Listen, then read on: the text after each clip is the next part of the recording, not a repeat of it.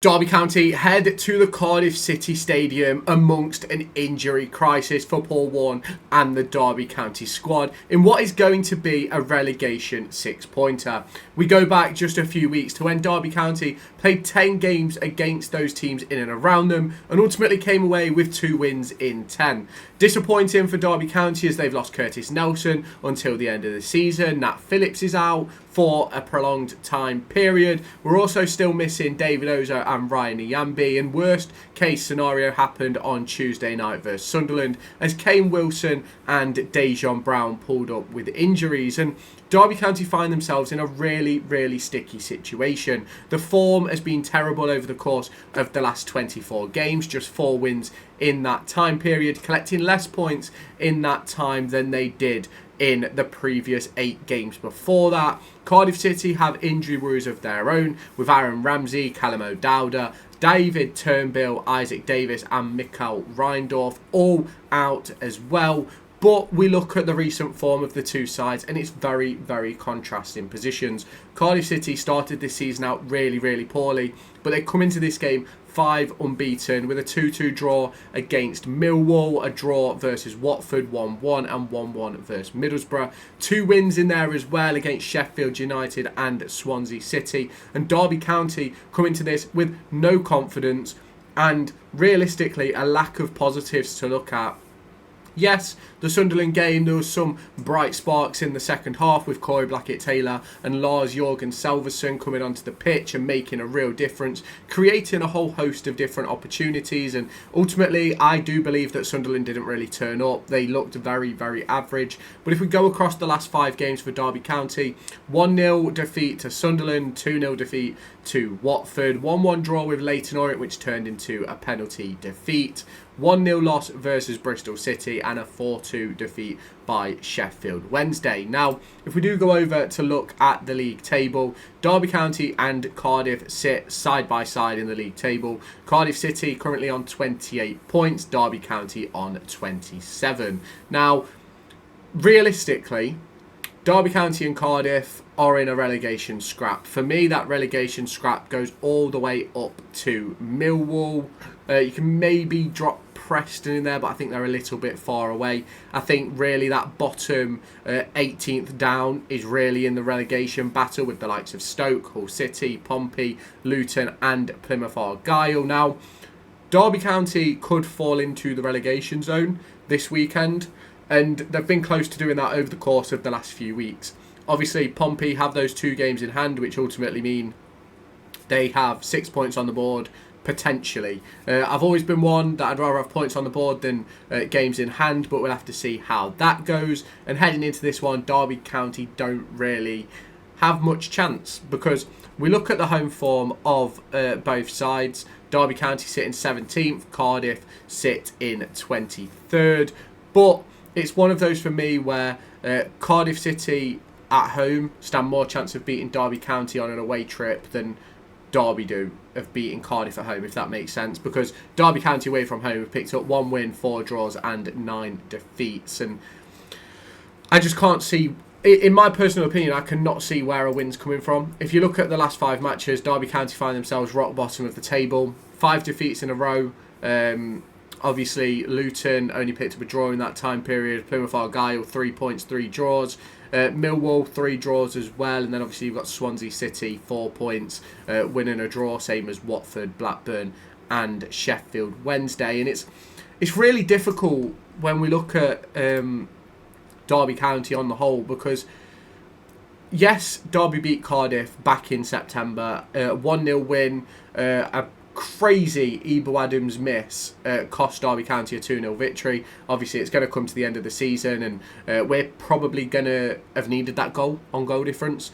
But it's really difficult to see where Derby County are going to be able to secure a victory because even looking at the fixtures right now, even Cardiff, Oxford, can't see anything out of that. QPR, Millwall, all games that really I cannot see anything coming out of it. And then obviously we talk about the injury problems that Derby County are facing. Dejan Brown out, Kane Wilson out, obviously Washington's out. You obviously then go into the midfield and you've got David Ozo out. Ben Osborne can't play 2 games in a week. Liam Thompson's not fully fit. Obviously, Ebo Adams has had a couple of problems over the course of the last few weeks. You then go into the defensive line. Rooney, Cashin, not 100%. Nat Phillips, no idea what's going on with him. Joe Ward, you never know if he's going to be involved or not. Obviously, Kane Wilson's now out. Niambi, we don't know. Nelson's out for the season. We're in a real pickle, and I just don't know where the result is going to come from, because I spoke about it over the course of the last few weeks with obviously Paul Warne being in charge, and my personal opinion on that and things I would change and stuff like that. But ultimately, David Clowes has now given the back in, which to me then states that if we go down, that is on David Clowes now, not on Paul Warne. Ultimately, yes, Paul Warne is the manager, but we haven't been performing over the course of this entire season, really. Don't get me wrong, we've had occasional good games. Obviously, you talk about the Pompey victory, go back to Bristol City, but they're few and far between. And although we may be close in games and getting unlucky, I personally believe when you're unlucky consistently like we are, it's not luck at that point, it's our own doing. And I do believe that it is our own doing. The chances we create are very hard chances to score.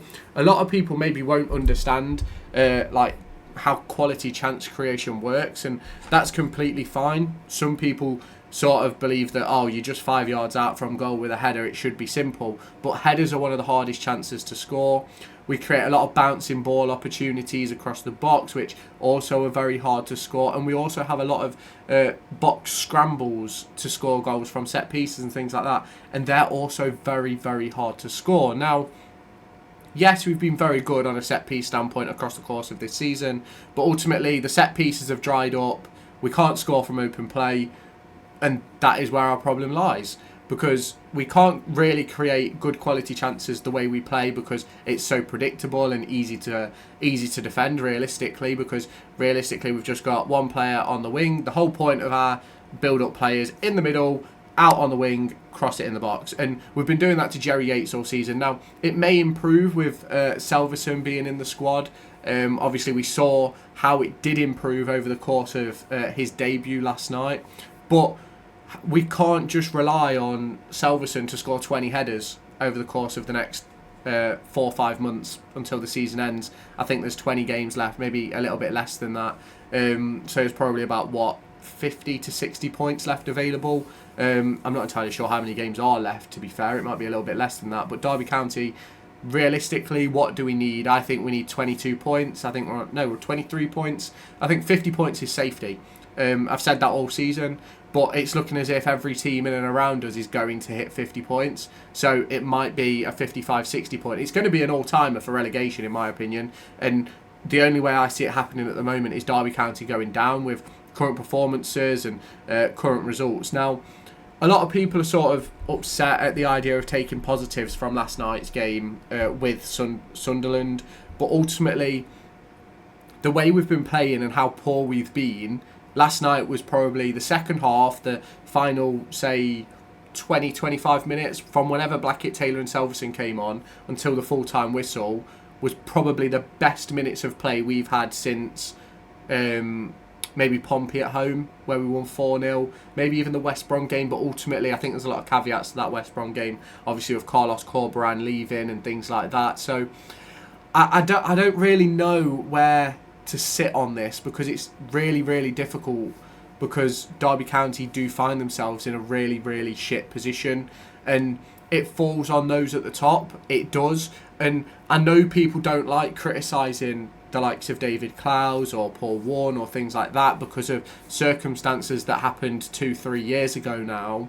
But ultimately, we're in a position where something has to give, something has to change. And we're obviously still waiting for an investment. We're waiting for that. But that's not going to happen while we're in a relegation scrap. And I'm not saying that to be sort of negative or anything, but the facts are Derby County won't get investors when we're about to lose potentially 10 million alone in TV revenue. That doesn't include like how much extra we've got from sponsors for being in the Championship, how much and you've got to think there's players in this team now that are on Championship wages because we got promoted. So going down, we're going to lose players before we could even start to rebuild, and it's just going to send us back 2 or 3 years. And this is what frustrates me about this whole argument. Now, it's going to be interesting to see what happens this weekend. I would give you a team prediction, but I've got absolutely no idea who's going to be fit and available. Got no idea how we're going to set up, because who knows. Realistically, I thought Rooney would start yesterday, but Paul Warne decided not to. Maybe he'll start this weekend. I think it's the best possible opportunity for us to get a result is have Jake Rooney in the team. So we'll just have to see how it goes. Let me know your thoughts down in the comments. If you have not done so already, make sure you hit that subscribe button, turn on that notification bell, hit the like button as well, and I will catch you in the next one.